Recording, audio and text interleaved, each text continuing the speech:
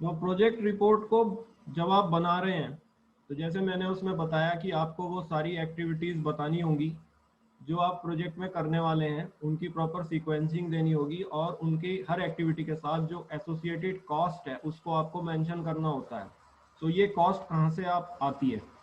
So for this, the cost related data is collected by the entrepreneur और ये सारी information वो market से लेता है। उसको ये मार्केट सर्वे करना होता है, तो ये काफ़ी मेहनत का काम होता है। मार्केट में आपको जाना होगा, सबसे पहले आपको ये देखना होगा कि आपकी फिक्स्ड कॉस्ट जो है वो कितनी आ रही है, जमीन का रेट क्या है, बीघों में या एकड़ में कितना रेट इस वक्त चल रहा है जमीन का, और वो रेट जो है लोकेशन टू लोकेशन डिफर कर सकता है। So you have to decide that thing also. Then जब आप बिल्डिंग बनाएंगे तो बिल्डिंग का कॉस्ट कितना आएगा, बिल्डिंग कितनी स्पेसियस होनी चाहिए ये आपके मन में होगा, कितना फ्लोर्स पे आप बनाएंगे ओवरऑल प्रोजेक्ट के लिए, वो सारा एस्टिमेट आपको निकालना होगा। हो सकता है सिविल इंजीनियर जो इसको कर रहे हैं वो बहुत अच्छे से बिल्डिंग का एस्टिमेट निकालना जानते हैं और वो निकाल सकते हैं कि एक बिल्डिंग का एस्टिमेट कितना आ सकता है। तो ये कॉस्ट जो है आप तो चलिए निकालेंगे, लेकिन you have to collect this information from the market that what would be that rate which you are looking for. जो बिल्डिंग आप बनाने जा रहे हैं उसकी कितनी लागत आ सकती है। देन कैपिटल जो आप लेंगे, यू नो कि आपके प्रोजेक्ट में कौन कौन सी मशीनें यूज होंगी, तो that will be your capital. उस कैपिटल की कॉस्ट कितनी आएगी इसकी इंफॉर्मेशन भी आपको मार्केट से लेनी होगी।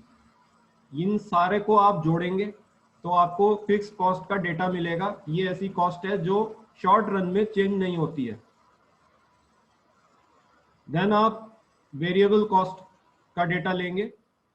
ये वेरिएबल कॉस्ट होती है जो कॉस्ट हमारी आउटपुट के साथ शॉर्ट रन में चेंज होती है। तो इसके लिए आपको सबसे पहले देना होगा कि आज की तारीख में मजदूरी का रेट क्या है, पर आवर कितना रेट मजदूर ले रहा है, वेज रेट क्या है। ये इंफॉर्मेशन भी आप मार्केट से लेंगे। जो रॉ मटेरियल आप ले रहे हैं उसकी कॉस्ट कितनी है per unit, per quintal, whatever it is, what is the cost of that raw material।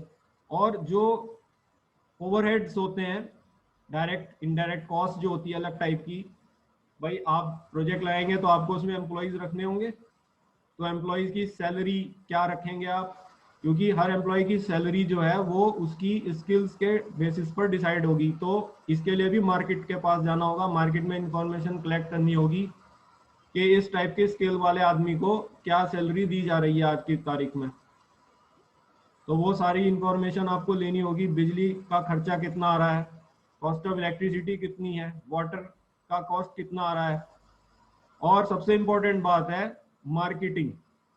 Marketing जो है ये जो है सबसे ज़्यादा इसका एक बजट अलग ही होता है।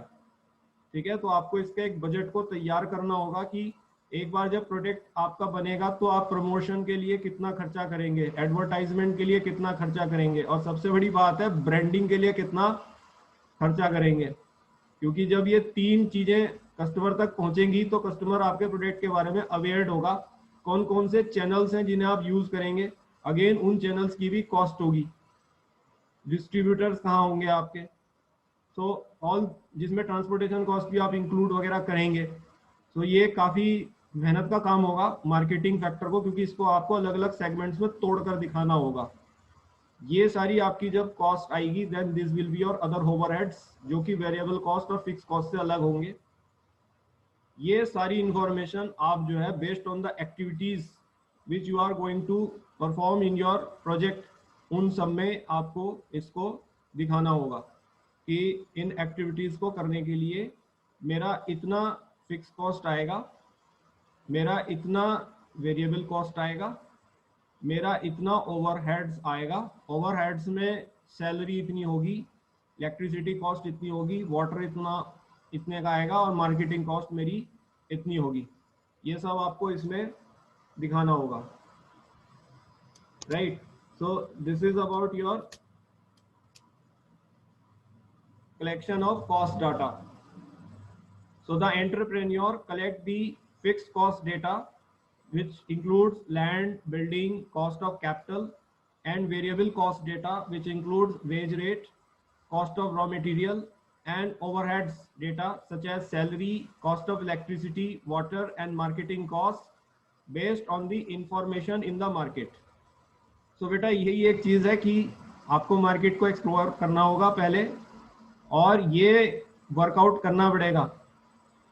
उसको वर्कआउट करके आप अपनी एक्टिविटीज के साथ उन कॉस्ट को रखेंगे in your project report, which has to be submitted to the funders for a presentation on a suitable day and time. इस तरह से अप्रूवल होता है प्रोजेक्ट का। ठीक है, ये आपका फर्स्ट प्रोसेस है जिस तरह आपको कराना है उसको। तो ये आपकी पहली एक्टिविटी रहेगी, कलेक्शन ऑफ कॉस्ट डेटा। दूसरी एक्टिविटी रहेगी, इस डेटा को आपको रिपोर्ट में इनकॉर्पोरेट करना है, and then you have to present it to the funders. So you can note this slide before I proceed further.